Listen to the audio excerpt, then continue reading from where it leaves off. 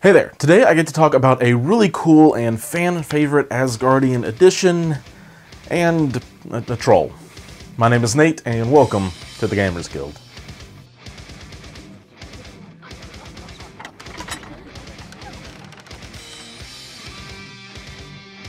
Beta Ray Bill is a cool character. I haven't read too many comics with him or about him, but in the arcs I have seen him in the comics or some of the animated movies like Planet Hulk.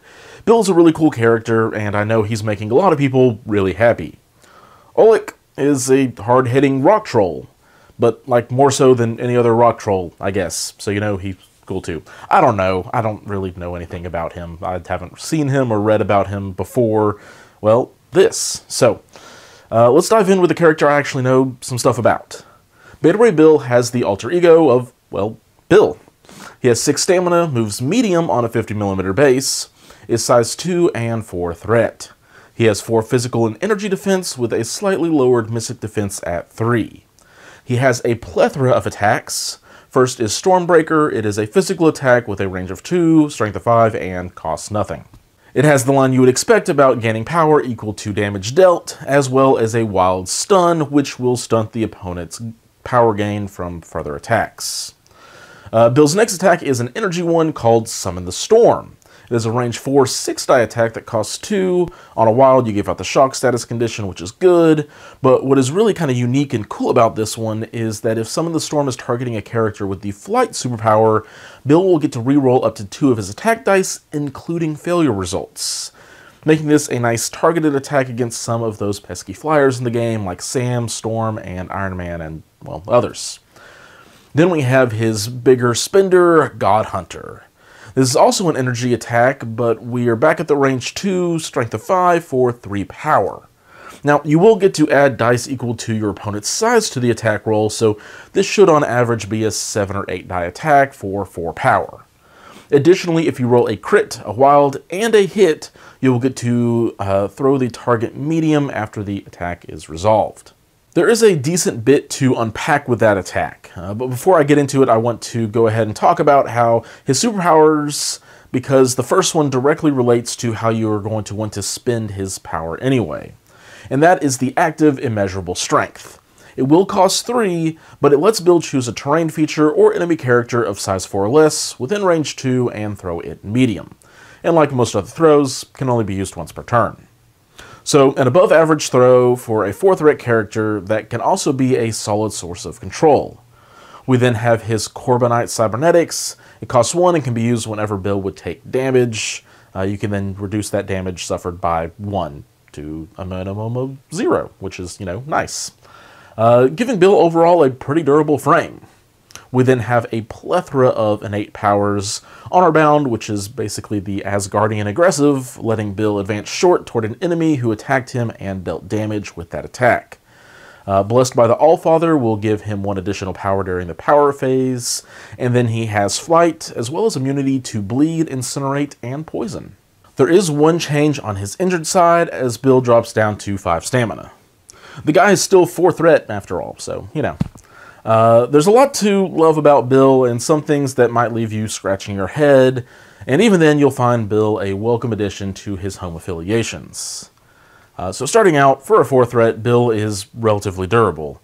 Damage reduction to 0 is a fantastic ability, and really Bill doesn't have too many other outlets for his power aside from his superpower throw and the spenders. So that's nice, along with the immunity to incinerate. He has some control thanks to his spender, and the throw, which is a lot more guaranteed, which is solid for a 4 threat. He even has some nice mobility thanks to the medium move on a 50mm base, along with Honor Bound. So again, a lot to love. Things do get a bit weird when it comes to damage output though.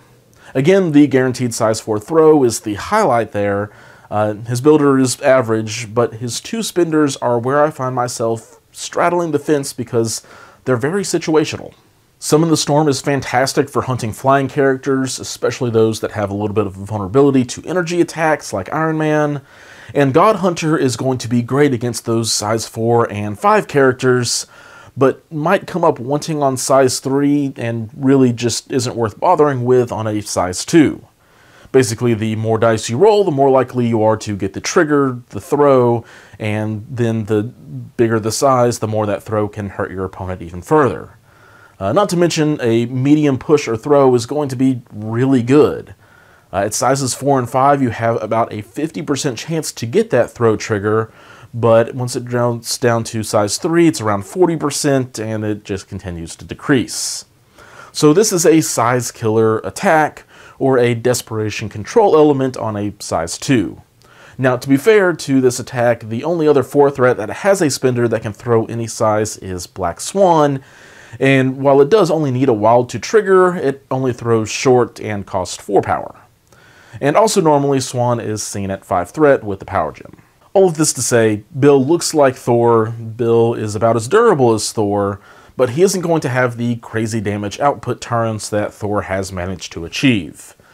BRB will be great for hunting down certain targets that pop up, and will be a solid 4 threat when not filling that role just because of his durability and nice control aspect. Just, again, not with that consistent great damage output. At this point, we do know all of the extra bits about Beta Ray Bill, like tactic cards and even affiliations, so let's take a look at that real quick. He is going to be affiliated with Asgard, as many expected, but he is also a little bit less expectedly finding his way into the Guardians of the Galaxy, which is cool. Both are affiliations that he'll enjoy playing with, and both affiliations are going to like him being around. Asgard getting another solid 4 threat with control is great, joining Enchantress in that role. A core of Thor, Valkyrie, and BRB is going to be great. And then if you throw in Enchantress, that's just a really control-y 16 threat. Guardians of the Galaxy will enjoy having another 4 threat piece with control elements, and in exchange, Bill gets some more consistency, which he's going to appreciate. As for his tactic cards, we have Brothers in Arms, which is a cool team-up card for Thor Odinson, not Thor Prince of Asgard, so maybe we get another Thor in the next year or so, fingers crossed, and Beta Ray Bill. But like much of the other team-up and stay within range 2 tactic cards, I don't see this one seeing a lot of play. However, Scuttlebutt on Me is a different story. This unaffiliated reactive team tactic card can be played by Bill or Scourge after they make an attack during their activation. They can then spend any amount of power to play this card, and then immediately perform the tech support attack on the card. And what's really good about that is the word immediately, meaning that this attack is not going to take an action. Now, the attack itself is a range 5 energy attack with a strength of 2. It will ignore line of sight and also not provide cover for the defender. You get to add dice equal to the amount of power spent for the attack, and if the attack deals damage, you get to throw the target short in any direction. This is kind of like a mini Helios that can easily see some play on a freshly injured Bill or Scourge. Next up, we have Ulik, who has the alter ego of Ulik. He has 7 stamina, moves medium on a 50mm base, is size 3, 4, 5 threat. He has 4 physical and mystic defense, but only 3 energy.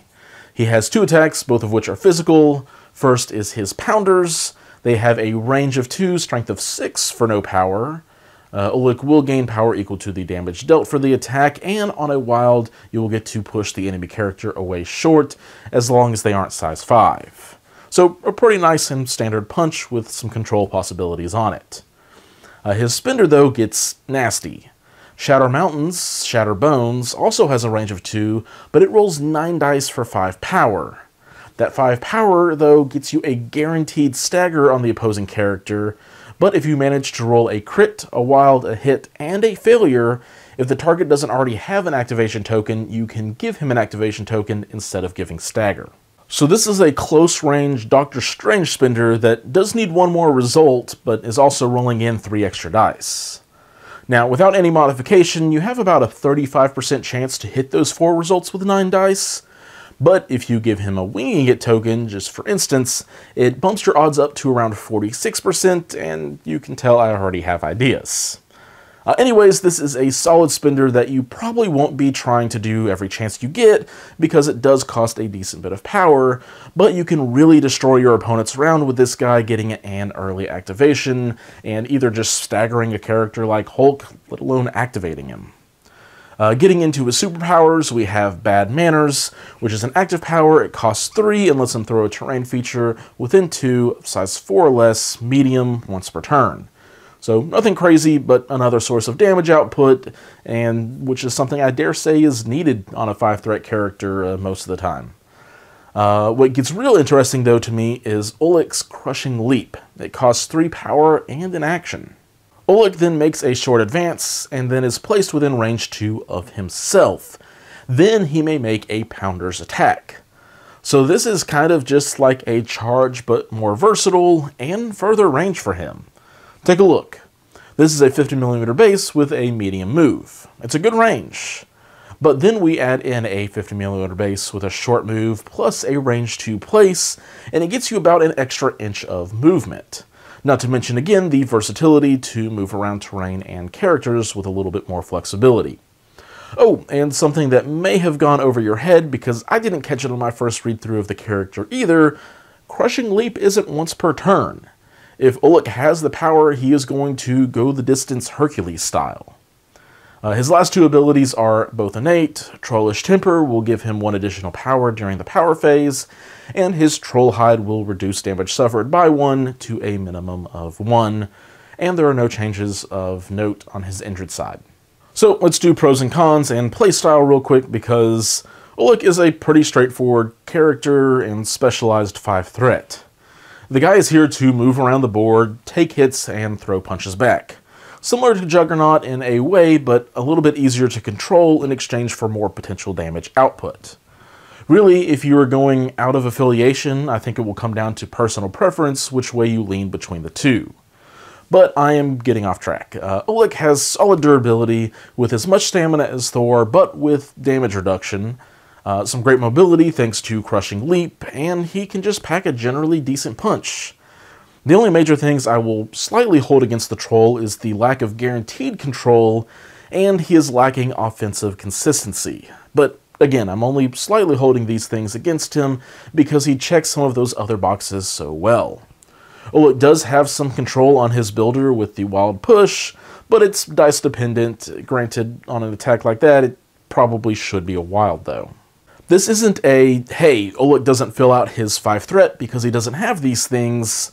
It's more of a, hey, be aware that despite appearances, Ulik isn't going to have dependable control, and he is going to have the Thor problem of sometimes where 6-die strikes are just going to whiff. Thankfully for Ulik, though, he's got a tougher skin for the crackback when those whiffs come up. As for affiliations, Ulik is unsurprisingly a member of the Cabal, but what was a nice little surprise is his affiliation with the Criminal Syndicate. Again, I don't know much about this character, but I didn't really see an Asgardian troll suiting up with the Syndicate.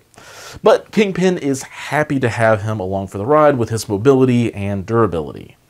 Red Skull's leadership is something Ulik would appreciate since he has plenty of ways to burn through his power pretty quickly.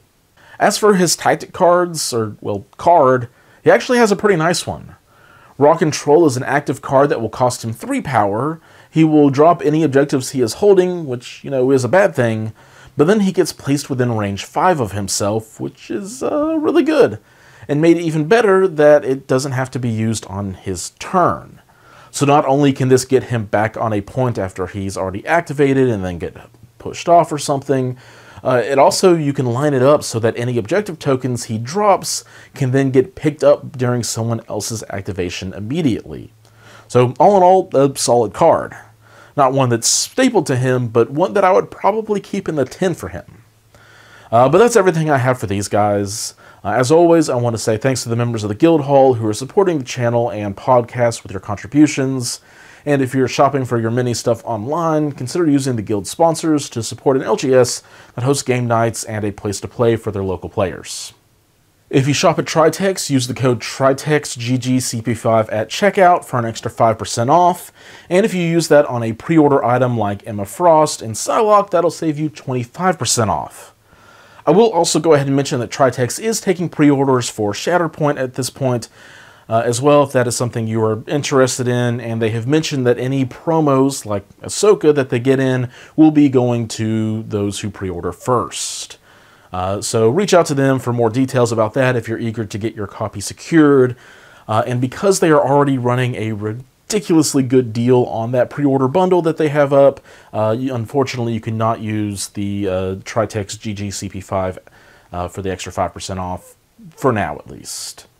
If you're in the US, though, you can head to gamechefs.org and use the code GamersGuild, no spaces, to save an extra 15% off of their already discounted prices, which comes out to a really good bargain on your end. However, I will continue to say, if you're shopping from your own LGS, just keep supporting them. We all understand and appreciate that. Thank you all for watching, and until next time, keep on gaming.